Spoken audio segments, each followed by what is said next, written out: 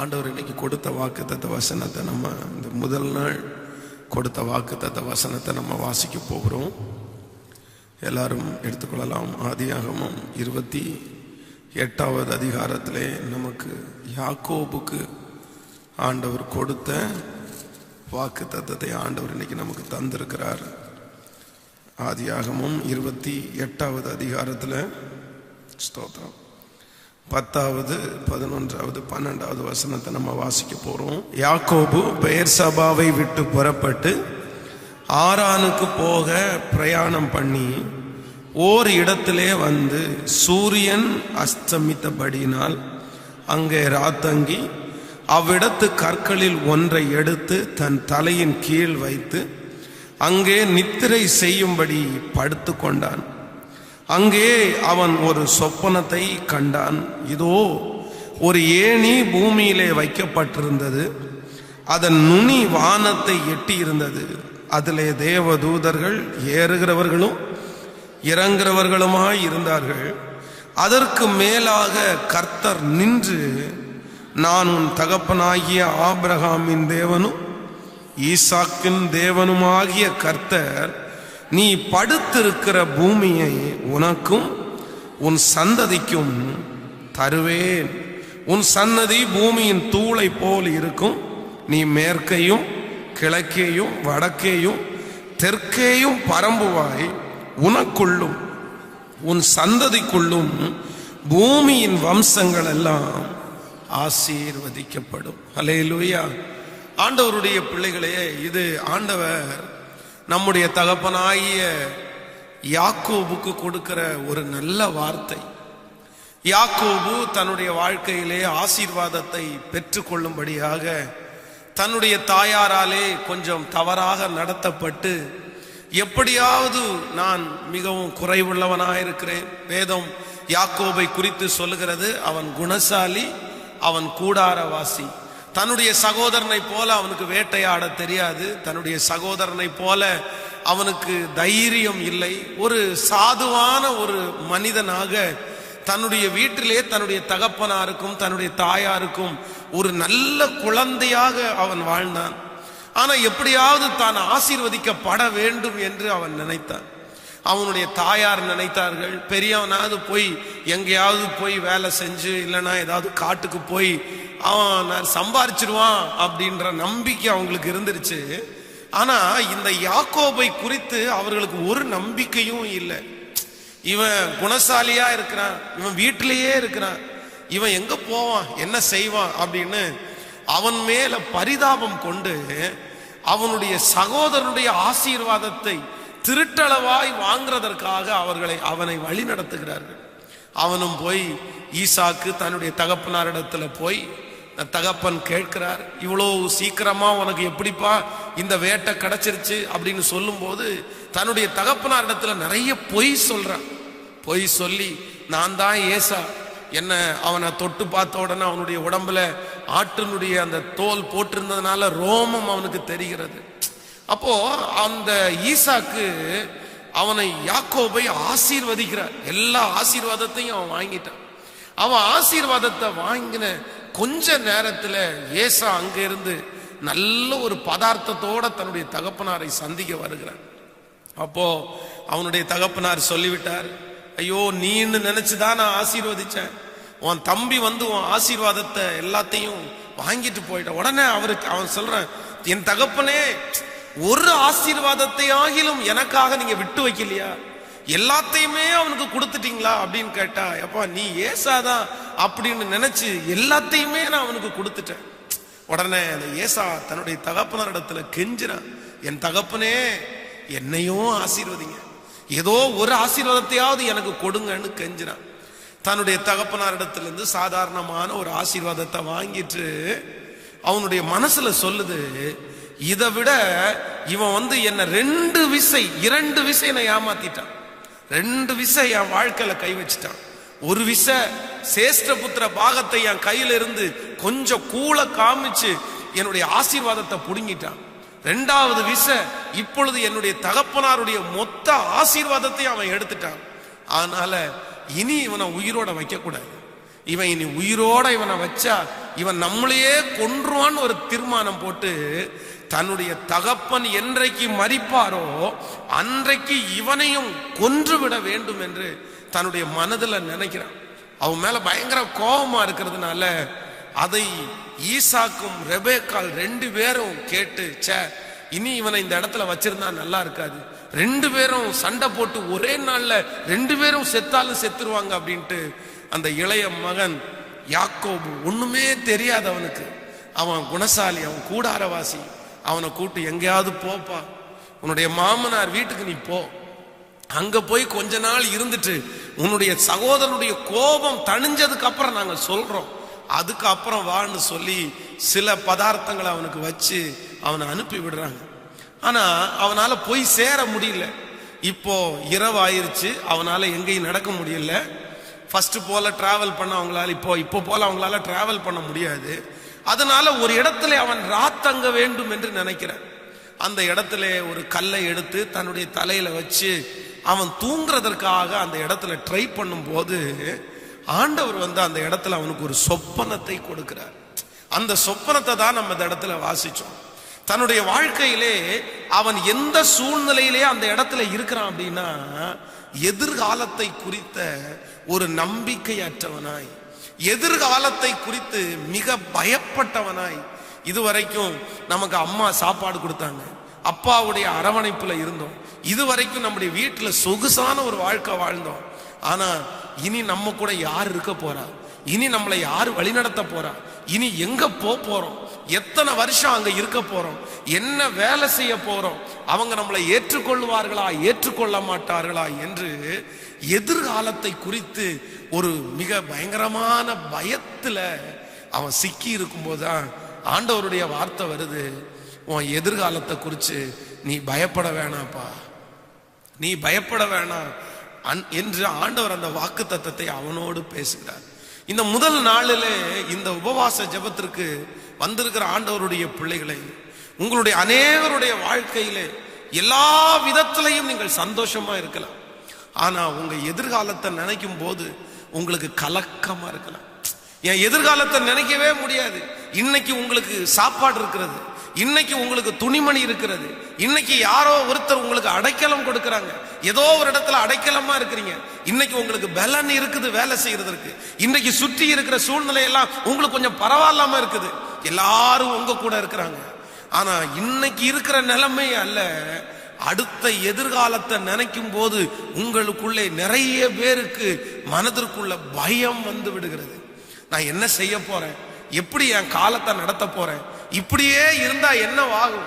ஒருவேளை உங்கள் பிள்ளைகளை குறித்து உங்களுக்கு, உங்களுடைய பிள்ளைகளுடைய எதிர்காலத்தை குறித்து உங்களுக்கு பயம் இருக்கலாம்.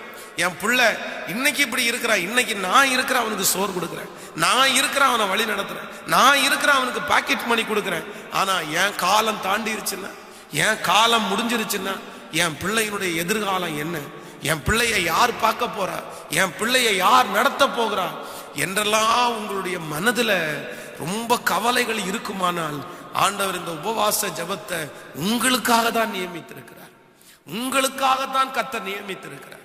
அதற்காகவே கர்த்தர் இந்த முதல் நாள் உபவாச ஜெபத்துல உங்களை அழைத்து வந்திருக்கிறார். அந்த யாக்கோபுக்கு எதிர்காலம் இருட்டாய் இருக்கும் போது, எதிர்காலத்தை குறித்த ஒரு வெளிச்சம் இல்லாத போது, எதிர்காலத்தை குறித்த ஒரு மிகப்பெரிய பயத்துல இருக்கும் போது, அந்த இரவிலே ஒரு சொப்பனத்தினால தரிசனம் கொடுத்த அந்த தேவன் இன்றைக்கு உங்களோடு கூட இருக்கிறார். அன்றைக்கு தூதர்களை கொண்டு பேசின தெய்வம் இன்றைக்கு ஊழியக்காரர்களை கொண்டு கர்த்தர் பேசுகிறார். உன் எதிர்காலம் மகிமையா இருக்க போகிறது, உன் எதிர்காலம் ஆசீர்வாதமா இருக்க போகிறது, உங்கள் பிள்ளைகளுடைய எதிர்காலம் ஆசீர்வாதமா இருக்க போகிறது. நீங்கள் எதிர்காலத்தை குறித்து பயப்பட வேண்டிய அவசியம் இல்லை. உன்னை உண்டாக்கினவரும் உன்னை சிருஷ்டித்தவரும் உன்னை தாயின் கருவிலிருந்து உருவாக்குறவருமாகிய கர்த்தர் சொல்லுகிறார், உன் எதிர்காலம் உன்னுடைய கையில் அல்ல, வானத்தையும் பூமியையும் படைத்த, அண்ட சராசரங்களை படைத்த ஐஸ்வர்ய சம்பூர்ணர் ஆகிய அந்த கர்த்தருடைய கரத்திலே இருக்கிறதுனால் உன் எதிர்காலம் மிக அருமையாக வெளிச்சமாக வேதம் சொல்லுகிறது. அந்த இடத்துல ஒரு ஏணி வைக்கப்பட்டிருக்கிறது. அந்த ஏணியினுடைய ஒரு முனை வானத்திற்கு எட்டி இருக்கிறது. ஒரு முனை வானத்திலும் இன்னொரு முனை பூமியிலும் இருக்கிறது. அதுதான் அந்த சொப்பனத்தினுடைய மிகப்பெரிய விளக்கம். நீ இன்றைக்கு பாதாளத்துல கிடக்கலாம், நீ இன்றைக்கு கீழே கிடக்கலாம், உன் எதிர்காலத்தை குறித்து உனக்கு அதிகமான கவலை இருக்கலாம். ஆனால் கர்த்தர் சொல்லுகிறார், கீழே இருக்கிற உன்னுடைய ஜெப வேண்டுதல்களை எல்லாம் தூதர்கள் வானத்திற்கு எடுத்து கொண்டு போய் அந்த ஏணியினுடைய ஒரு மிகப்பெரிய அர்த்தம், உனக்கு ஒரு உயர்வு இருக்கிறது, உனக்கு ஒரு படிக்கட்டை கர்த்தர் வைக்கிறார், உனக்கு ஒரு ஏணியை கர்த்தர் வைக்கிறார். அந்த ஏணி நீ நினைத்து பார்க்க முடியாத, உன் சொந்தங்கள் நினைத்து பார்க்க முடியாத, உன் நண்பர்கள் நினைத்து பார்க்க முடியாத, உன் பிள்ளைகளை குறித்து நீயே நினைத்து பார்க்க முடியாத எட்டாத உயரத்தில் அந்த ஏணியினுடைய முனை இருக்கிறது. கர்த்தர் நம்மையும் அப்படித்தான் கர்த்தர் வைக்க போகிறார். கரங்களை தட்டி கொண்டே கர்த்தருக்கு நன்றி நன்றி நன்றி நன்றி, அந்த எதிர்காலத்தை எங்களுக்கு தரப்போகிறதற்காக உமக்கு நன்றி ஆண்டவரே. ஹல்லேலூயா. சோ நம்முடைய தேவன் நமக்கு ஒரு நல்ல எதிர்காலத்தை கர்த்தர் வைத்திருக்கிறவர். நமக்கு எதிர்காலத்தை உண்டாக்குறவர் அவர்தான். நமக்கு எதிர்காலத்தை உருவாக்குகிறவர் அவர்தான். நம்ம நினைக்க மாட்டோம், நமக்கு தெரியாது, நம்முடைய சிந்தையில அடங்காது. நமக்கு என்ன ஃபியூச்சர் இருக்குன்னு தான் நம்ம நினைப்போம். இல்ல, நமக்கு ஃபியூச்சர் இருக்குது. அதுக்கு தான் ஆண்டவர் நம்மளை தேடி வந்திருக்கிறார். ஆமேன் சொல்லுங்கள். ஹல்லேலூயா. ஆனால் இந்த வேத பகுதியில ஒரு 2 காரியம் என்னுடைய இருதயத்தை அதிகமாய் பாதித்தது. ஒரு 2 காரியம். ஆண்டவர் எதிர்கால பயத்தோட இருக்கிற இந்த தேவ மனுஷனுக்கு அநேக வார்த்தைகளை கர்த்தர் சொல்லுகிறார். ஆனா 2 வார்த்தையை ஆண்டவர் சொல்றார். நீ எதிர்கால பயத்தோட இருக்கிறப்பா, ஆனா உன் எதிர்காலம் வெற்றியாய் அமைய போகுது, உன் எதிர்காலம் உயர இடத்துல போக போகுது. அதுக்கு சில உதாரணங்களை ஆண்டவர் சொல்லுகிறார். அந்த இடத்திலே, அந்த சொப்பனத்திலே அவனுக்கு ஆண்டவர் விளக்கத்தை கொடுக்கிறார். ஏன், எப்படி நான் இந்த வசனத்தை சொல்றேன் அப்படின்றத குறித்து ஆண்டவர் அந்த இடத்துல ஒரு தெளிவுபடுத்துகிறார். அந்த தெளிவை தான் இன்றைக்கு நமக்கும் கர்த்தர் கொடுக்கிறார். நம்பர் 1, முதலாவதாக அந்த வேத பகுதியில் நம்ம வாசிக்கும் போது, நீங்கள் 15வது வசனத்தை வாசித்தீர்களானால் 28வது அதிகாரத்தில் 15வது வசனத்தை வாசிக்கும் போது, நான் உன்னோடு இருந்து நீ போகிற இடத்திலெல்லாம் உன்னை காத்து இந்த தேசத்திற்கு உன்னை திரும்பி வர பண்ணுவேன், நான் உனக்கு சொன்னதை செய்யும் அளவும் உன்னை கைவிடுவது இல்லை என்றார். அன்பு தேவனுடைய பிள்ளைகளே, எதிர்கால பயத்தோட இருக்கிற தேவ மனுஷனுக்கு, இல்லை என்றால் ஒரு தேவ பிள்ளைக்கு, எதிர்கால பயத்தோட இருக்கிற இந்த சத்தத்தை கேட்கிற உங்களுக்கு ஆண்டவர் சொல்றாரு, உன் எதிர்காலம் நல்லா தான் இருக்க போகுது, உன் எதிர்காலத்தை நான் ஆசீர்வதிக்க போறேன். அது எப்படி ஆசீர்வதிக்க போறார் என்றால், தேவ மனுஷனுக்கு என்ன சொல்றார் அப்படின்னா, நான் உன்னோடு இருந்து, நான் உன்னோடு இருந்து. சோ ஆண்டவர் உங்களோடு இருப்பாரே ஆனால், ஆண்டவர் உங்களுடைய பிள்ளைகளோடு இருப்பாரே ஆனால், உங்கள் பிள்ளைகளுடைய எதிர்காலம், உங்கள் எதிர்காலம் வெற்றியாய் அமையும். எத்தனை பேர் விசுவாசிக்கிறீங்க? ஹல்லேலூயா. இன்று ஆண்டவர் உங்களோடு கூட இருக்கிறார். இன்றைக்கு ஆண்டவர் உங்களை போஷிக்கிறார். இன்றைக்கு ஆண்டவர் உங்கள் தேவைகளை சந்திக்கிறார். இன்றைக்கு ஆண்டவர் உங்களோட இருக்கிறதுனால தான் வார்த்தையினால உங்களை தைரியப்படுத்துகிறார். இன்றைக்கு ஆண்டவர் உங்களோட கூட இருக்கிறதுனால தான் நிறைய ஜெபத்திற்கு கர்த்தர் பதில் தருகிறார். இன்றைக்கு சகலமும் சில நேரத்தில் நேர்த்தியாய் நடக்கிறது. இந்த தேவனாகிய கர்த்தர் சொல்லுகிறார், நான் வரும் காலத்துல உன்னுடைய எதிர்காலத்தை எப்படி ஆசீர்வதிக்க போறேன்னா, நான் உன்னோடு கூட இருப்பேனே ஆனால் கண்டிப்பாக உன்னுடைய எதிர்காலம் ஆசீர்வாதமாக இருக்கும். என் அன்பு தேவனுடைய பிள்ளையே, ஒருவேளை உங்களை நடத்துகிற தாய் உன்னுடைய எதிர்காலத்தில் இல்லாமல் போகலாம். உங்களை நடத்தி கொண்டிருக்கிற தகப்பனார் ஒருவேளை உங்களுடைய எதிர்காலத்தில் இல்லாமல் போயிருக்கலாம். அப்படிப்பட்ட கேள்விக்குறி இங்க இருக்கிற நிறைய பேர் நீங்கள் கேட்டு கொண்டிருக்கலாம். இன்னும் எத்தனை நாள் தான் பாஸ்டர் அவங்க என் கூட இருக்க போறாங்க? இன்னும் எத்தனை நாள் பாஸ்டர் என் தகப்பனார் என் கூட இருக்க போறாரு? இன்னும் எத்தனை நாள் தான் எனக்கு உதவி உதவி செய்கிற அந்த மனிதர்கள் இருக்க போறாங்க. இல்ல, அவங்க வெகு சீக்கிரமாய் கடந்து போவாங்க. அவங்க காலம் முடிய போகுது, அவங்க இனி இருக்க மாட்டாங்க.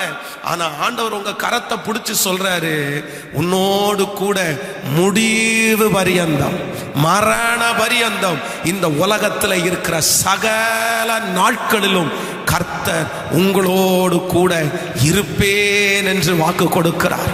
கர்த்தர் இருப்பார். இன்றைக்கு இருக்கிற அந்த ஆண்டவர் இனியும் உங்களோடு கூட இருப்பேன் என்று கர்த்தர் வாக்கு கொடுக்கிறார். இந்த வசனம் மட்டுமல்ல, நீங்கள் யாக்கோபனுடைய வாழ்க்கையிலே இன்னொரு இடத்திலையும் ஆண்டவர் அதை நிரூபிக்கிறார். நீங்கள் வேதத்தில் வாசிப்பீர்களே ஆனால் ஆதியாகமம் 46ஆம் அதிகாரத்தை எடுத்துக்கொள்ளுங்கள். ஆதியாகமம் 46ஆம் அதிகாரம் 2வது வசனத்திலிருந்து 5வது வசனம் வரைக்கும் நம்ம வாசிக்க போறோம். அன்று இரவில் தேவன் இஸ்ரவேலுக்கு தரிசனமாகி யாக்கோபே யாக்கோபே என்று கூப்பிட்டார். அவன் இதோ அடியேன் என்றான். அப்பொழுது அவர், நான் தேவன், நான் உன் தகப்பனுடைய தேவன், நீ எகிப்திற்கு போக பயப்பட வேண்டாம், அங்கே உன்னை பெரிய ஜாதியாக்குவேன், நான் உன்னோடே எகிப்திற்கு வருவேன், நான் உன்னை திரும்பவும் வரப்பண்ணுவேன், யோசேப்பு தன் கைகளால் உன் கண்களை மூடுவான் என்று சொன்னார். கைகளை உயர்த்தி ஒரு ஹல்லேலூயா சொல்லுங்கள். ஆண்டவருடைய பிள்ளைகளே, இப்பொழுது இந்த தேவ மனுஷன் யாக்கோபுக்கு அதிகமாய் வயது சென்றவனானார். இப்போ அவனுடைய லாஸ்ட் மினிட் வருகிறது. இன்னும் கொஞ்ச நாளைக்கு தான் அவன் இந்த உலகத்துல உயிரோடு வாழ போகிறான், கொஞ்ச வருடங்கள் தான் வாரப்போகிறான் என்று அவனுக்கு தெரிஞ்சிருச்சு. ஆனா யோசேப்பு கிட்டத்தட்ட 14 ஆண்டுகளுக்கு முன்பாய் காணாமல் போன அந்த யோசேப்பு உயிரோட இருக்கிறாரு. அவரு அந்த எகிப்து தேசத்திற்கு போகிறதற்காக நிறைய குதிரைகளையும் ரதங்களை எல்லாம் அனுப்பிட்டாரு. நம்ம எல்லாம் கிளம்பி போலான்னு அவனுடைய குமாரர்கள் சொல்லுகிறார்கள். ஆனா யாக்கோபுக்கு ஒரு மிகப்பெரிய தளர்வு. அங்க போனா எப்படி, நம்ம இங்க வாழ்ந்துட்டோம், இங்க இருந்துட்டோம், இனி கடைசி நாளில் அங்க போனா, அதுவும் எகிப்து என்கிறது யாக்கோபுக்கு நன்றாய் தெரியும். அங்கே ஆண்டவருக்கு பிரியமில்லாதவர்கள் வாழ்கிறார்கள். அங்கே இருக்கிற ஜனங்கள் விக்கிரக ஆராதனைக்காரர்கள். அங்கே இருக்கிற ஜனங்கள் அதிகமாக மாந்திரிக காரியங்களிலே ஈடுபடுகிறவர்கள். ஐயோ, அங்க நம்ம போக கூடாது, அங்க போனா நம்முடைய விசுவாசம் கெட்டு போயிருமோ, அங்க போனா நம்முடைய சன்னதி ஒன்னும் இல்லாம அழிஞ்சிருமோன்ற ஒரு பயத்துல இருக்கும்போது ஆண்டவர் அவனை பார்த்து சொல்றாரு, இல்ல, நீ எகிப்திற்கு போகிறதற்கு நீ பயப்பட வேண்டிய அவசியம் இல்லை, உன்னோடு கூட நான் எகிப்திற்கு வருவேன் என்று கர்த்தர் சொல்லுகிறார். இந்த ஜபத்துல இருக்கிற வாலிப தம்பியா இருக்கலாம், தங்கச்சியா இருக்கலாம், ஒரு தாயா இருக்கலாம், ஒரு தகப்பனா இருக்கலாம். மகன், உன் எதிர்காலத்தை குறித்து நீ பயப்பட வேண்டாம். உன்னுடைய எதிர்காலத்தை குறித்து பயப்பட வேண்டாம். அம்மா, உங்க எதிர்காலத்தை குறித்து நீங்க பயப்பட வேண்டாம். ஏன் அப்படின்னா, நீங்க ஒருவேளை உங்க பிள்ளைகளை பாதி வழியில விட்டாலும், நீங்க ஒருவேளை உங்க பிள்ளைகளை கரை சேர்க்க முடியாட்டாலும், நான் நம்புறேன் உங்க பிள்ளையோட இல்லைன்னா உங்க கூட யார் இருக்க போறாருன்னா கர்த்தர் இருக்க போகிறார்.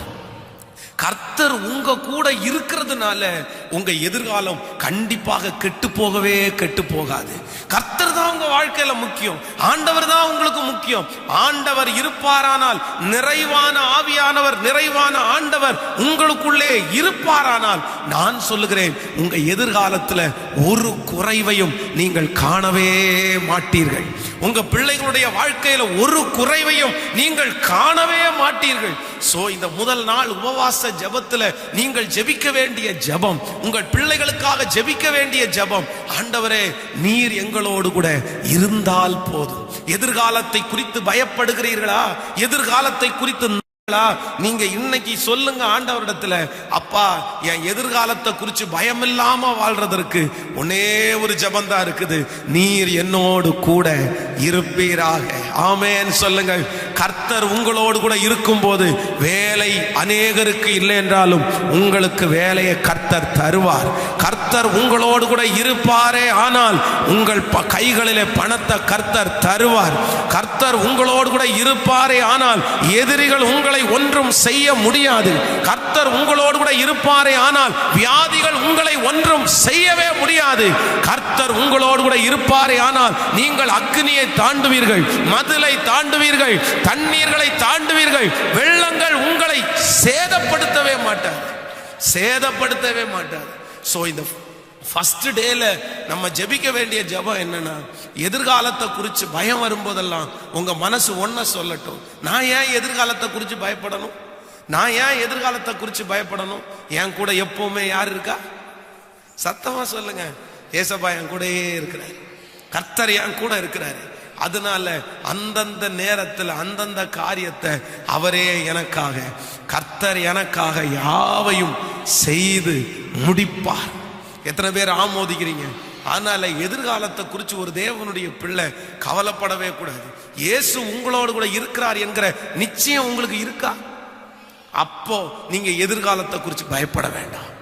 அவர் பார்த்துக்குவாரு. அவர் உங்களை விசாரிக்கிறவர் ஆனபடினால் உங்கள் கவலைகளை எல்லாம் அவர் மேல் வைத்து விடுங்கள். வருத்தப்பட்டு பாரம் சுமக்கிறவர்களே, நீங்கள் எல்லாரும் என்னிடத்தில் வாருங்கள் என்று அவர் கூப்பிட்டு என்னிடத்தில் வாருங்கள், நான் உங்களுக்கு இளைப்பாறுதல் தருவேன். சோ நீங்க ஜெபிக்க வேண்டிய ஜெபம் எல்லாம் ஒண்ணு, நீங்க மட்டும் என்னை விட்டு என்ன பண்ணிடாதீங்கப்பா. என் வேலை போனாலும் பரவாயில்லப்பா, என் பணம் போனாலும் பரவாயில்லப்பா, என் வீடு போனாலும் பரவாயில்லப்பா, என் அம்மா அப்பாவை எடுத்துக்கொண்டாலும் பரவாயில்லப்பா. ஆனா ஒண்ணு, நீங்க மட்டும் என்னை விட்டு போயிடாதீங்க, என் கூட இருங்க. கர்த்தருக்கும் உங்களுக்கும் இருக்கிற உறவு, கர்த்தருக்கும் உங்களுக்கும் உள்ள நெருக்கத்தை மட்டும் உற்றாதீங்க. எதிர்கால பயம் யாருக்குள்ள வரணும்னா, கர்த்தர் இல்லாதவங்களுக்கு எல்லாம் எதிர்கால பயம் வரும். அப்போ கர்த்தர் உங்களுக்குள்ள இருக்கிறாரு, அவரை நீங்க எப்பவுமே விடாம நீங்க பார்த்துக்கொள்ளணும். ஒரு சின்ன ஜெபம் பண்ணிடலாமா? இந்த காரியத்திற்காக கரங்களை மேல உயர்த்தி எல்லாரும் சொல்லுவோம். ஆண்டவரே, இந்த முதல் நாள் உபவாச ஜெபத்துல எல்லாரும் சொல்லுவோம், ஆண்டவரே நீர் என்னோடு கூட இரும் ஆண்டவரே என்று சொல்லுங்க. ஹல்லேலூயா. சத்தத்தை உயர்த்தி தகப்பனே அப்பா என்னோடு நீர் இரும். ஆண்டவர் உங்களோடு கூட இருக்கும் போது உங்களுடைய எதிர்காலம் மிக வெற்றியாய் அமையும். ஹல்லேலூயா. தகப்பனே என் கூட ஆண்டவரே, நான் பரலோகம் வருகிற வரைக்கும், ஆண்டவரே இந்த உலகத்தை விட்டு வருகிற வரைக்கும், என் பிள்ளை உங்க சமூகத்துல வர்ற வரைக்கும், ஹல்லேலூயா, நீர் எங்களோடு கூட இருந்தால் போதுமப்பா. நீர் என்னோடு இருமாண்டவரே, என் பிள்ளையோடு இருமாண்டவரே. ஓ ஜனங்களோட இருங்க ராஜா, ஜனங்களோட இருப்பீராக. ஹல்லேலூயா. நீங்கள் அது மட்டுமல்ல, வேதத்துல மத்தேயு எழுதின சுவிசேஷத்திலே கடைசி அதிகாரத்திலே கடைசி 2 வசனங்களை நீங்கள் வாசிப்பீர்களே ஆனால், மத்தேயு எழுதின சுவிசேஷம் 28வது அதிகாரத்தில் எடுத்துக்கொள்ளுங்கள். 28ஆம் அதிகாரத்தில் கடைசி 19வது 20வது வசனத்தை 18, 19, 20 வாசிக்கும் போது, அப்பொழுது இயேசு சமீபத்தில் வந்து அவர்களை நோக்கி, வானத்திலும் பூமியிலும் சகல அதிகாரமும் எனக்கு கொடுக்கப்பட்டிருக்கிறது. ஆகையால் நீங்கள் புறப்பட்டு போய் சகல ஜனங்களையும் சீசராக்கி, பிதா குமாரன் பரிசுத்த ஆவி நாமத்தினாலே அவர்களுக்கு ஞான ஸ்நானம் கொடுத்து, நான் உங்களுக்கு கட்டளையிட்ட யாவையும் அவைகள் கை கொள்ளும்படி அவர்களுக்கு உபதேசம் பண்ணுங்கள். இதோ உலகத்தின் முடிவு பரியந்தம் சகல நாட்களிலும் நான் உங்களுடனே கூட இருக்கிறேன் என்றார். ஹல்லேலூயா. ஆண்டவருடைய பிள்ளைகளே, இந்த சீடர்கள் ஆண்டவரோடு நடந்தார்கள், ஆண்டவரோட சாப்பிட்டார்கள், ஆண்டவரோட பிசாசு துரத்த போனாங்க, ஊழியம் செய்தார்கள். இப்ப ஆண்டவர் கல்வாரி சிலுவையிலே மரித்து உயிர் தெழுந்து தங்களோடு கூட இருப்பார் என்கிற ஒரு எண்ணம் உங்களுக்குள்ள இருந்துருச்சு. ஆனா ஆண்டவர் சொல்றாரு, இல்ல நான் இங்கே இருக்க முடியாதுப்பா, நான் என் பிதாவினிடத்திற்கு கடந்து போகிறேன், உங்களுக்காக ஒரு வீட்டை ஆயத்தப்படுத்துறதற்கு நான் போகணும் அப்படின்னு ஆண்டவர் அந்த பரமேறி செல்லும் போது, ஆண்டவர் போயிட்டாரே, இனி நம்ம என்ன பண்ண போறோம், நம்ம எதிர்காலம் என்ன, நம்முடைய ஊழியம் என்னன்னு சொல்லும் போது கர்த்தர் சொல்றாரு, இல்ல நான் போனேன்னு நினைக்காதீங்க, நான் உங்களோடு கூட ஆவியானவராய் நான் மேல் இறங்கி வந்து உங்களோடு கூட இருப்பேன். சோ அவருடைய எதிர்கால பயம் அப்படியே நீங்கிருச்சு. பெரிய ஊழியக்காரர்களாய் மாறினார்கள். இயேசு அவர்களோடு இருக்கும் போது அவர்கள் நிறைய காரியங்களுக்கு பயந்தார்கள். ஆனா அதுக்கப்புறம் அவங்களுக்கு பயமே இல்லை. அதுக்கப்புறம் சாப்பாடை குறித்து பயப்படலை, வேலையை குறித்து பயப்படலை, ஊழியத்தை குறித்து பயப்படலை, எதிரியை குறித்து பயப்படலை. தைரியமா ஊழியம் செஞ்சாங்க. ஏன் அப்படின்னா அவங்களுக்கு ஒரு நம்பிக்கை வந்துச்சு, இயேசு நம்ம கூட, கர்த்தர் நம்மோடு கூட இருக்கிறார். நம்முடைய ஆயுசு முடிகிற வரைக்கும் ஒருவரும் ஒன்றும் செய்யவே முடியாது. எத்தனை பேர் ஆமோதிக்கிறீர்கள்? இன்று வீட்டில் போய் நீங்க அப்படிதான் ஜெபம் பண்ணணும். ஆண்டவரே, அந்த எதிர்கால பயம் உங்களுக்குள்ள வரும்போதெல்லாம் நீங்க இருக்கிறீங்கப்பா, எனக்கு எதிர்கால பயம் இல்லை. ஆமென் சொல்லுங்க பார்க்கலாம். ஹல்லேலூயா. நம்புறீங்களா? விசுவாசிக்கிறீங்களா? எஸ், ஆமென். நம்பர் 2, இரண்டாவதாக இந்த எதிர்கால பயத்தோட இருக்கிற இந்த நபருக்கு ஆண்டவர் இரண்டாவது ஒரு காரியத்தை கூட ஆண்டவர் அந்த இடத்துல சொல்றார். அந்த காரியத்தை நம்ம வாசிக்க போகிறோம். அதை எடுத்துக்கொள்ளலாம். ஆதியாகமத்தில் 28ஆம் அதிகாரம் இப்போ வாசிக்கலாம். 14வது வசனத்தை வாசிக்கலாமா? 28ஆம் அதிகாரம் 14வது வசனம். உன் சந்ததி பூமியின் தூளை போல் இருக்கும். நீ மேற்கேயும் கிழக்கேயும் வடக்கேயும் தெற்கேயும் பரம்புவாய். உனக்குள்ளும் உன் சந்ததிக்குள்ளும் பூமியின் வம்சங்கள் எல்லாம் ஆசீர்வதிக்கப்படும். கர்த்தருடைய பிள்ளைகளே, எதிர்காலத்தை குறித்து பயத்தோட இருந்த இந்த யாக்கோபுக்கு ஆண்டவர் இரண்டாவது ஒரு காரியத்தை சொல்லுகிறார். முதலாவதாக ஆண்டவர் அவரோட சொல்றாரு, நீ எதிர்காலத்தை குறித்து பயப்பட வேண்டாம். ஏனென்றால் எதிர்காலத்துல நான் உன்னோடு கூட இருப்பேன். சோ நான் உன்னோடு கூட இருக்கும் போது எல்லாமே உனக்கு வெற்றி. இரண்டாவது ஆண்டவர் சொல்லுகிறார், நீ எதிர்காலத்தை குறித்து பயப்பட வேண்டாம். நீ வடக்கேயும் கிழக்கேயும் தெற்கேயும் பரம்புவாய். உனக்குள்ளும் உன் சன்னதிக்குள்ளும் உன் பூமியின் வம்சங்கள் எல்லாம் ஆசீர்வதிக்கப்படும் என்று ஆண்டவர் சொல்றாரு. நீ ஆசீர்வதிக்கப்படுகிற ஆசீர்வாதத்தை ஏற்கனவே உனக்கு ஆயத்தம் பண்ணி வைத்து விட்டேன் என்று கர்த்தர் சொல்லுகிறார். சோ இன்றைக்கு எதிர்கால பயத்தோடு வந்திருக்கிற கர்த்தருடைய பிள்ளைகளே, இன்றைக்கு உங்களுடைய கண்கள் காணாமல் இருக்கலாம். அதான் வேதம் சொல்லுகிறது, தேவன் உனக்காக ஆயத்தம் பண்ணி இருக்கிறதை உங்கள் கண்கள் காணவும் இல்லை, உங்கள் காதுகள் கேட்கவும் இல்லை. ஆனா ஆண்டவர் உங்களை ஜெனிப்பிக்கும் போதே, உங்களை பிள்ளையாக ஏற்றுக்கொள்ளும் போதே உங்கள் எதிர்காலத்திற்கான தேவையானதை கர்த்தர் ஆயத்தம் பண்ணி வைத்திருக்கிறார். ஹல்லேலூயா. எத்தனை பேர் விசுவாசிக்கிறீர்கள்? உங்களுடைய எதிர்காலத்திற்கு தேவையானதை கர்த்தர் ஆயத்தம் பண்ணி வைத்திருக்கிறார் என்கிறதற்கு ஒரு மிகப்பெரிய அடையாளம் என்னன்னா இந்த திருச்சபை. ஹலோ, இந்த திருச்சபை இன்னைக்கு உங்களுக்கு சில பயங்கள், எதிர்காலத்தை குறித்த ஒரு பயம் இருக்குது. சோ எதிர்காலத்தை குறிச்ச பயத்தோட இந்த திருச்சபைக்குள்ள காலடி எடுத்து வைக்கும் போது நீ எதிர்காலத்தை குறித்து பயப்பட தேவையில்லைன்னு இந்த திருச்சபையிலிருந்து ஆண்டவர் உங்களோட பேசுறாரு. சோ உங்களுக்கு இப்படிப்பட்ட ஒரு சூழ்நிலை வரும், இப்படி நீங்க கவலைப்படுவீங்க. உன்னோட பேசுறதற்கு, நீங்க ஜெனிக்கிறதற்கு முன்னாடியே இந்த திருச்சபையை இங்கு ஆயத்தம் பண்ணி வைத்திருப்பாரே. ஆனால் இன்று உங்களை தைரியப்படுத்த, பலப்படுத்த இந்த திருச்சபையை ஆயத்தப்படுத்தி வைத்திருப்பாரே. ஆனால் நான் நம்புறேன், உன் எதிர்காலத்திற்கான தேவையான சகலத்தையும் கர்த்தர் ஆயத்தம் பண்ணி வைத்து விட்டார். நீ கலங்கும் போது உனக்காக வார்த்தையை கர்த்தர் அனுப்புவதற்கு ஆயத்தம் பண்ணி வைத்து விட்டார். நீ தேவைப்படும் போது, தேவையா இருக்கும் போது உனக்கு உதவி செய்கிற ஆத்துமாக்களை கர்த்தர் ஆயத்தம் பண்ணி வைத்து விட்டார். நீ தோல்வியில இருக்கும் போது உன்னை தூக்கி விடக்கூடிய நபர்களை கர்த்தர் உங்களுக்காக ஏற்பாடு செய்து கர்த்தர் வைத்து விட்டார். அதைத்தான் யாக்கோப்ட்ட சொல்றார், நீ ஏன்டா பயப்படுற? நீ ஏன்டா பயப்படணும்? நான் உனக்காக உன் சந்ததியை நான் பெருக பண்ண போறேன். நீ பல பக்கங்களில் நீ இடம் கொண்டு பெருக போகிறாய். நான் இப்பவே அதற்கான காரியத்தை ஆதாயம் பண்ணி வச்சிட்டேன். நான் ரெடி பண்ணி வச்சிட்டேன். நம்முடைய தேவனாகிய கர்த்தர் எப்பொழுதுமே நம்முடைய ஃபியூச்சருக்கானதை ஆயத்தம் பண்ணி வைக்கிற தேவன். நீங்கள் யோசேப்பினுடைய வாழ்க்கையை வேதத்தில் வாசிப்பீர்களே, ஆனால் யோசேப்பை ஆண்டவர் எகிப்திற்கு கொண்டு போகிறதற்கு முன்பாகவே அங்க இருக்கிற சில நபர்களை ஆண்டவர் அவனுக்காக ஆயத்தம் பண்ணி வச்சிட்டார். அல்லேலூயா. விசுவாசிக்கிறீங்களா இல்லையா? போத்திபாருடைய வீட்டுல போன உடனே வேதம் சொல்லுது, போத்திபாருடைய கண்களில் அவனுக்கு என்ன கிடைச்சிருச்சாமா? தயை கிடைச்சிருச்சு. சோ ஆண்டவர் அவன் போகிறதுக்கு முன்னாடியே போத்திபார ஆயத்தம் பண்ணிட்டாரா? இப்ப போத்திபாருடைய வீட்டுல ஒரு பெரிய புயல் வந்துருச்சு, ஒரு பிரச்சனை. உடனே அவனை தூக்கி எங்க போடுறாங்க அப்படின்னா சிறைச்சாலைக்குள்ள போடுறாங்க. வேதம் சொல்லுது, சிறைச்சாலை தலைவனுடைய கண்களில் யோசேப்புக்கு என்ன கிடைச்சிருச்சாமா?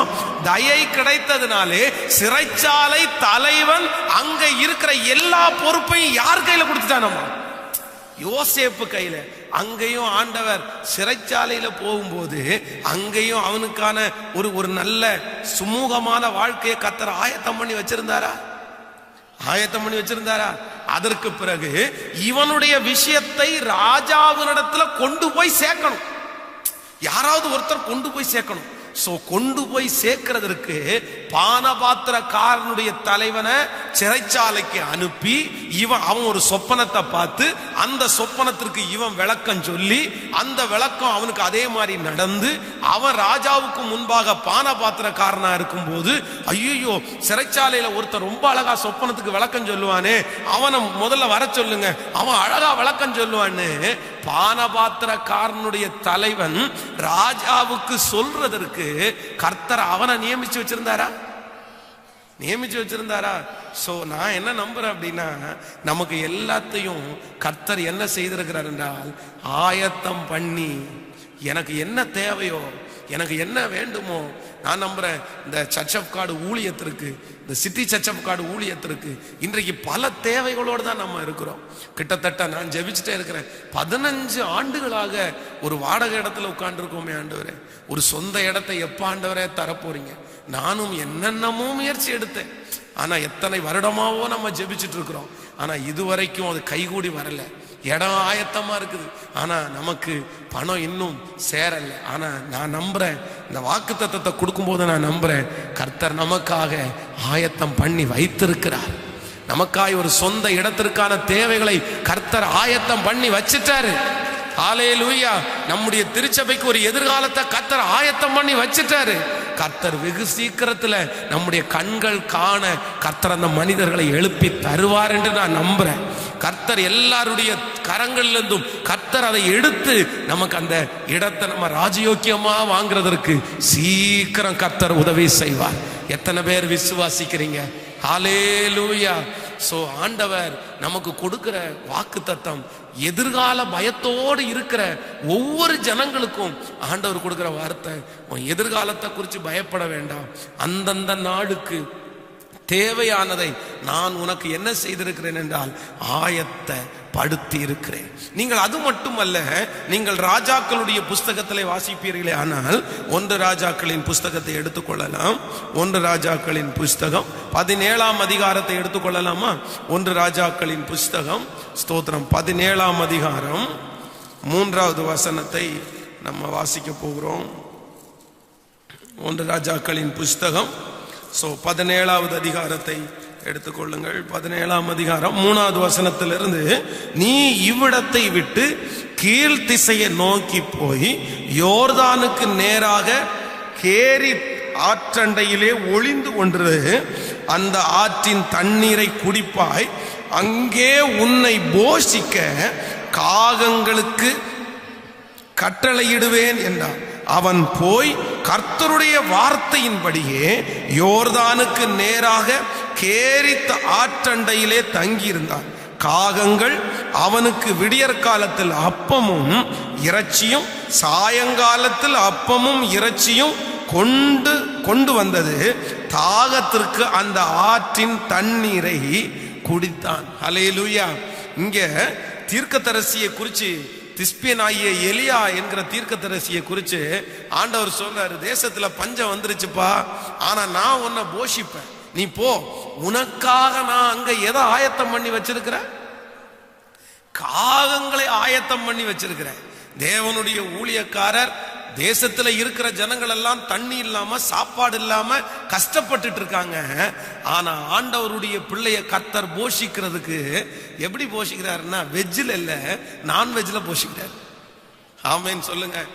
அதுவும் காகம் அவனுக்கு அப்பத்தையும் இறைச்சியும் கொண்டு வச்சாம, இறைச்சியும் சாப்பிட்டு அந்த ஆத்துல உள்ள தண்ணீரை குடித்தானாம். இப்ப திடீர்னு பாத்தீங்க அப்படின்னா அங்க பஞ்சமா இருக்கிறதுனால ஆத்தினுடைய தண்ணி வத்தி போயிருச்சு. இப்ப குடிக்கிறதுக்கு என்ன இல்ல, கண்டிப்பா நான்வெஜ் சாப்பிட்டா என்ன குடிக்கணும்? தண்ணி குடிச்சே ஆகணும். தண்ணி இல்லைன்னா வாழ முடியுமா? உடனே ஆண்டவர் சொல்றாரு, நீ ஒன்னும் பயப்பட வேண்டிய அவசியம் இல்லை, அங்கிருந்து கிளம்பி நீ இன்னொரு இடத்துக்கு போ, அங்கேயும் உன்னை போஷிக்கிறதுக்கு நான் யாரை வச்சிருக்கிறேன்னு வாசிங்க. அந்த இடத்துல வாசிக்கும் போது எட்டாவது வசனம், அப்பொழுது கர்த்தருடைய வார்த்தை அவனுக்கு உண்டாயிற்று. அவர் நீ எழுந்து சீதோனுக்கு அடுத்த சாரிபாத் ஊருக்கு போய் அங்கே தங்கியிரு, உன்னை பராமரிக்கும்படி அங்கே இருக்கிற ஒரு விதவைக்கு கட்டளையிட்டு இருக்கிறேன் என்றால். கரங்களை தட்டி கர்த்தருடைய நாமத்தை மகிமைப்படுத்தலாம். ஹல்லேலூயா. சோ எதிர்காலத்தை குறித்து நீங்க பயப்பட வேண்டாம். ஒரு இடத்துல தண்ணி வத்தினாலும் இன்னொருத்தர கர்த்தர் என்ன பண்ணிருப்பாரு? ஆமோதிக்கிறீங்களா இல்லையா? ஹல்லேலூயா. சோ ஆண்டவருடைய பிள்ளைகள், எதிர்காலத்தை குறித்த பயம் உங்களுக்குள்ள வரும்போது நீங்க பயப்பட வேண்டிய அவசியம் இல்லை. என் எதிர்காலத்துல நான் ஆசீர்வதிக்கப்படுறதற்கு கர்த்தர் ஒன்றை ஆயத்தம் பண்ணி வைத்திருக்கிறார். ஹல்லேலூயா. ஆண்டவரே, என்னுடைய கண்கள் காணட்டும், ஆண்டவரே என் கண்கள் சீக்கிரமாய் காணட்டும். நான் விசுவாசிக்கிறேன்ப்பா, எனக்காக நீர் ஆயத்தம் பண்ணி வைத்திருக்கிறேன். தீர்க்க தரிசிக்காக ஆயத்தம் பண்ணுவீரே. ஆனால் அவர் ஒரு காலம் முடிஞ்சு இன்னொரு காலத்துல நீ கவலைப்படாம இருக்கிறதற்கு கர்த்தர் ஆயத்தம் பண்ணி வைப்பாரே. ஆனால் நமக்கும் அப்படியே செய்ய கர்த்தர் வல்லவராக இருக்கிறார். கைகளை உயர்த்தி ஒரு ஹல்லேலூயா சொல்லுங்க. நீங்கள் தாவீதுனுடைய வாழ்க்கையை எடுத்து பாருங்கள். தாவீது பல இடங்களிலே அவன் போனான், பல இடங்களிலே அவனோடு கூட போராடினார்கள். ஆனா தாவீது போன இடத்துல எல்லாம் ஆண்டவர் ஒரு உதவியை அவனுக்காக கர்த்தர் வைத்திருந்தார். அவனுக்கு கர்த்தர் ஆயத்தம் பண்ணி வைத்திருந்தார். அவன் தங்குறதற்கு சிங்கம் இல்லாத ஒரு கெபிய கர்த்தர் ஆயத்தம் பண்ணி வச்சிருந்தார். அவன் தங்குவதற்கு அந்நிய நாட்டை கர்த்தர் அதற்கு தகுந்த மாதிரி ஆயத்தம் பண்ணி வச்சிருந்தார். அவன் ஒரு கத்தி தேவைப்படுதுன்னு சொல்லும் போது ஒரு கத்திய கர்த்தர் அவனுக்கு ஆயத்தம் பண்ணி வச்சிருந்தார். அவனுக்கு சாப்பாடு தேவைப்படும் போது ஒரு நாட்டினுடைய ஸ்திரீயை வரவழைச்சு கர்த்தர் அவனுக்கு சாப்பாடு கொடுத்தார். அந்த தேவன் தான் இன்றைக்கும் உங்களையும் எனக்கும் தேவனுமா இருக்கிறார். இதுவரையிலையும் அவர் நமக்கு ஆயத்தம் பண்ணி வைத்திருந்ததை நம்ம பார்த்தோம். இதுவரைக்கும் நீங்களாக நடந்து வரவில்லை. உங்களுக்கு எந்தெந்த காலத்துல எவ்வளவு தேவைப்படுகிறதோ கர்த்தர் நமக்கு ஆயத்தம் பண்ணி இருந்ததை கொடுத்தாரா இல்லையா? சொல்லுங்க, கொடுத்தாரா இல்லையா? இதுவரையிலும் உன்னை நடத்தின கர்த்தர் இனியும் உன்னை நடத்த வல்லவராய் இருக்கிறார். அவர் இதுவரையும் நடத்தினார், இனியும் அவர் நடத்துவார். கடைசி வரைக்கும் கர்த்தர் நடத்த வல்லவராய் இருக்கிறார். ஆமேன் சொல்லுங்க. சோ இந்த ரெண்டு காரியங்கள் நம்முடைய இருதயத்திலே வைப்போம். நான் என் எதிர்காலத்தை குறித்து பயப்படும் போது நான் ஒன்ன நம்புறேன், நான் கவலைப்பட மாட்டேன். எனக்காக கர்த்தர் ஆயத்தம் பண்ணி வச்சிருக்கிறார். யாக்கோபுக்கு ஆயத்தம் பண்ணின கர்த்தர் எனக்கு ஆயத்தம் பண்ணி கர்த்தர் வச்சிருக்கிறார். ஹல்லேலூயா. நான் நம்புறேன், இந்த கோயம்புத்தூர் பட்டணத்துல வருவதற்கு ஆண்டவர் எனக்காகவே ஒரு குடும்பத்தை என்ன பண்ணி வச்சிருக்கிறாருன்னா ஆயத்தம் பண்ணி வச்சிருக்கிறாரு. இல்லைன்னா நான் இங்க வந்திருக்க முடியாது. அதுவும் எப்ப ஆயத்தம் பண்ணினார் அப்படின்னா, கோயம்புத்தூர்ல பைபிள் காலேஜ்ல படிக்கும் போது நான் வார்டனா இருக்கும் போது ஒரு சர்ச்சுக்கு வந்துட்டு போறாங்க, ஒரு ஆக்சிடென்ட் ஆன உடனே பைபிள் காலேஜுக்கு போன் பண்றாங்க. போன் பண்ண உடனே அந்த போனை நான் தான் அட்டன் பண்ணி 3 நிமிஷத்துக்குள்ள அந்த ஆக்சிடென்ட் நடந்த ஸ்பாட்டுக்கு போயிட்டேன். நானே போய் அவங்கள நானும் தூக்கி ஸ்ட்ரெச்சர்ல வச்சு தள்ளி அந்த ஹாஸ்பிட்டலுக்குள்ள கொண்டு போய் அவங்களுக்கு ட்ரீட்மெண்ட் பார்க்கறதுக்காக கொண்டு போறோம். உடனே அவங்களுக்கு என் மேல ஒரு பெரிய அன்பு வந்துருச்சு. அந்த நேரத்துல ஓடி அவர் வந்தாரே அப்படின்னு அன்பு. அதெல்லாம் காலம் தாண்டி அவங்க அம்மா ரெடி ஆயிட்டாங்க, காலங்கள் முடிஞ்சிருச்சு. நானும் இங்க முடிச்சிட்டு சென்னைக்கு போனேன், சென்னை முடிச்சிட்டு திருச்சி வந்தேன். கடைசியில பாத்தீங்க அப்படின்னா யாருடைய வீட்டுல நான் தங்க வேண்டியதா இருந்துச்சுன்னா அவங்க தான் எனக்கு அடைக்கலம் கொடுத்தாங்க. அப்ப நான் நம்புறேன் இந்த பழக்கத்தை கர்த்தர் எப்பவே உண்டாக்கி இருக்கிறாரு. நான் வார்டனாக பைபிள் காலேஜில் இருக்கும் போதே உருவாக்கி இருக்கிறார் கர்த்தர். அவங்களுக்கு அன்னைக்கு ஒரு விபத்து வர கரெக்டா எனக்கு போன் பண்ண நான் முன்னாடி போய் நிக்க, எவ்வளவு நல்லவர் ஆண்டவர். அப்போ இந்த இடத்துல ஊழியக்காரனாய் என்னை கொண்டு வருவதற்கு கூட ஆண்டவர் ஒரு வீட்டை ஆயத்தப்படுத்தினாரா, ஒரு குடும்பத்தை ஆயத்தப்படுத்தினாரா. அந்த தேவனாகிய கர்த்தர் இன்று உங்களுக்கு சொல்லுகிறார், எதிர்காலத்தை குறித்து பயப்படாத தேவ பிள்ளையே, பயப்படாதீங்க. உங்களுக்கு தேவையானதை கர்த்தர் ஆயத்தம் பண்ணி இருக்கிறார். நீங்கள் நம்புகிறது அவராலே வரும்.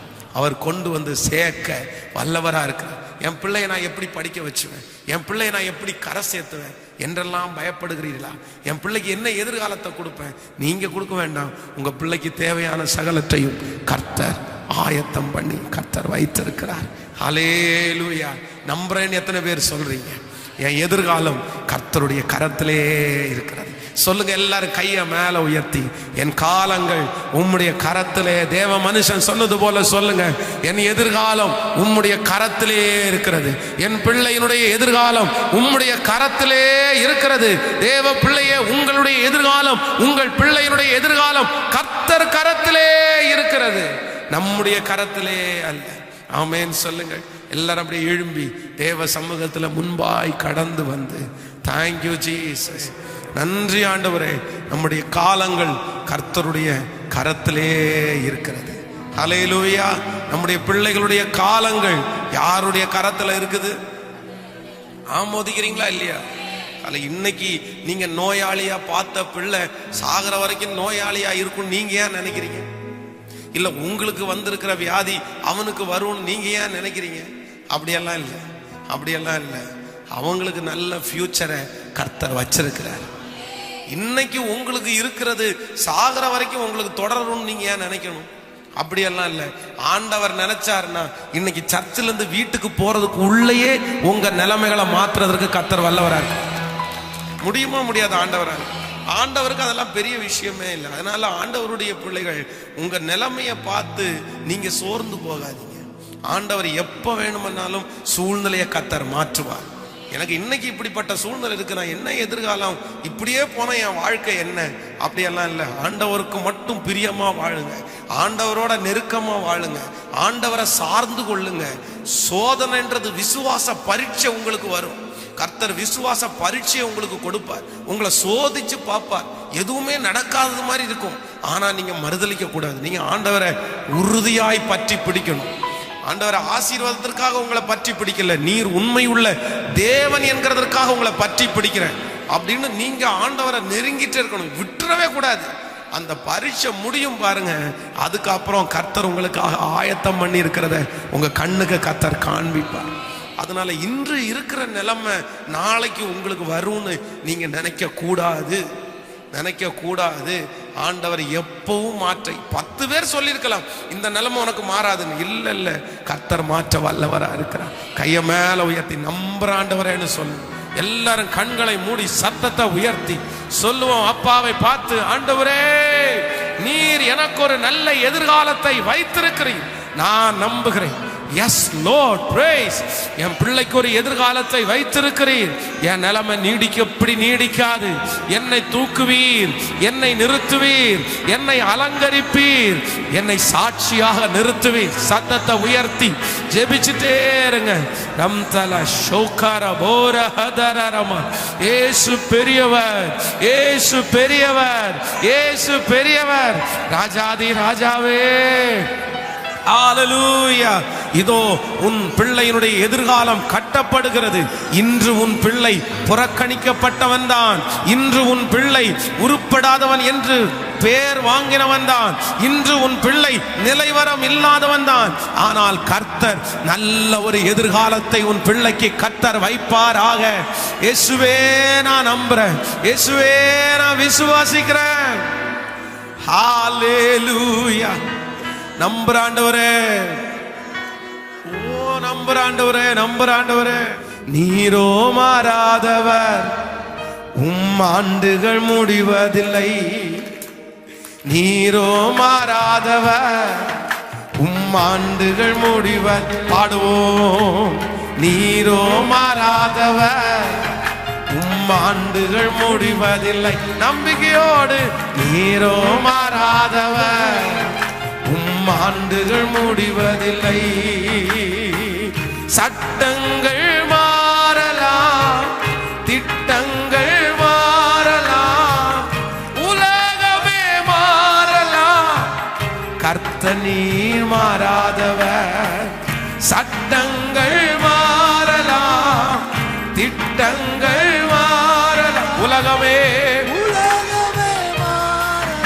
ஓ, கர்த்தர் நீர் மாறாதவர், நீரோ மாறாதவர், ஆண்டுகள் முடிவதில்லை.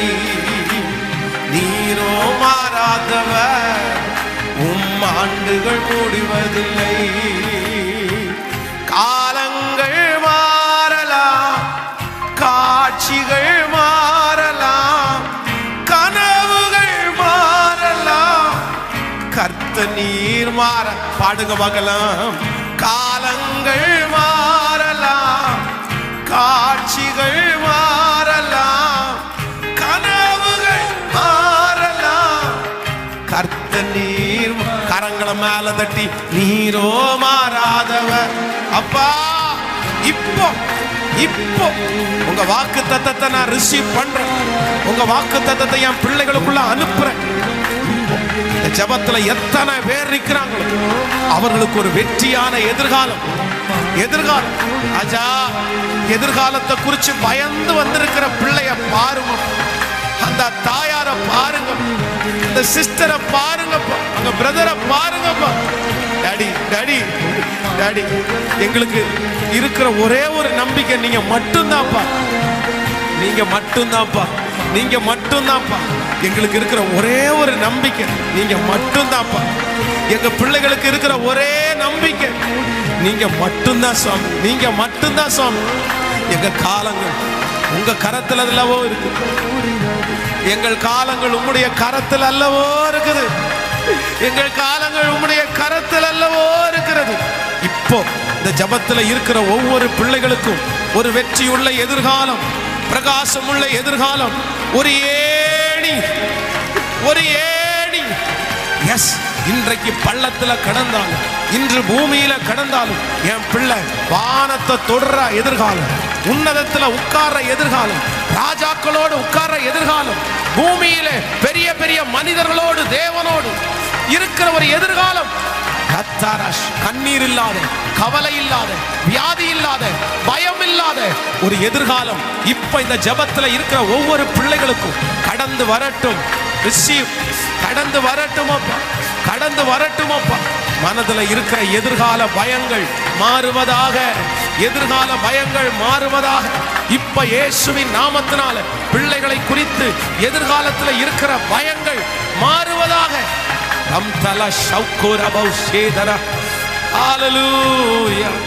நன்றி ஆண்டவரே, நன்றி,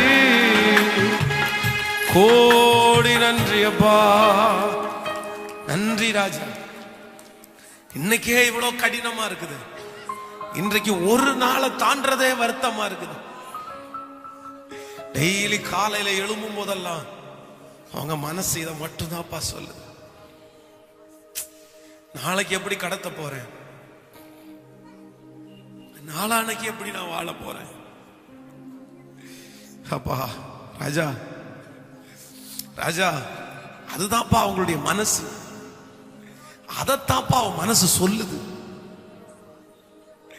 நிறைய பேர் வாழ்கிற வாழ்க்கைய சுலபமா வாழல, கடினமா தான்ப்பா வாழ்றாங்க.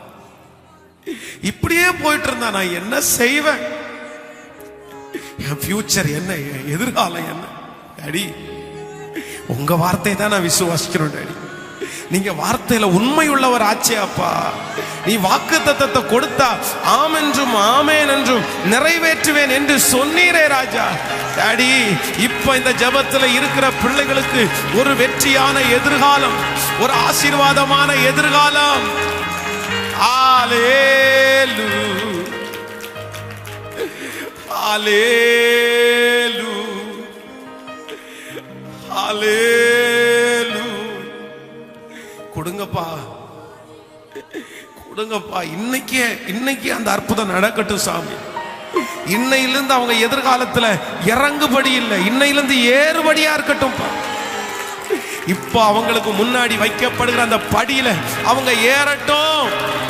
இன்னைக்கு ஃபர்ஸ்ட் ஸ்டெப், இன்னைக்கு ஃபர்ஸ்ட் ஸ்டெப் என் பிள்ளை எடுத்து வைக்கட்டும், என் மகள் எடுத்து வைக்கட்டும், என் மகன் எடுத்து வைக்கட்டும். அந்த முதல் ஸ்டெப் எடுத்து வைக்கட்டும்.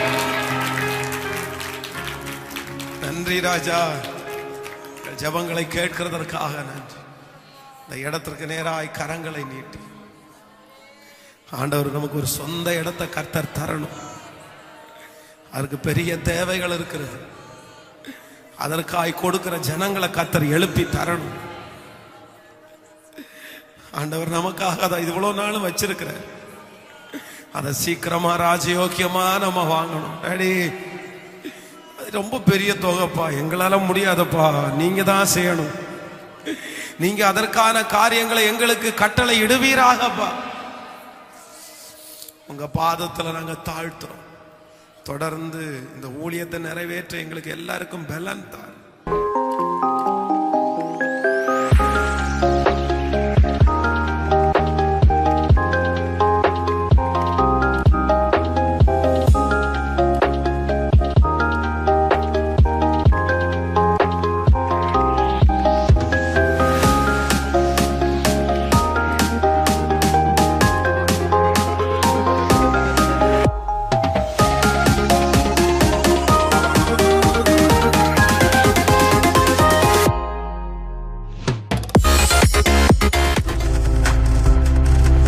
நீங்கள் பார்த்துக் கொண்டிருப்பது உங்கள் ஜாய் டிவி. உங்கள் துக்கம் சந்தோஷமாய் மாறும்.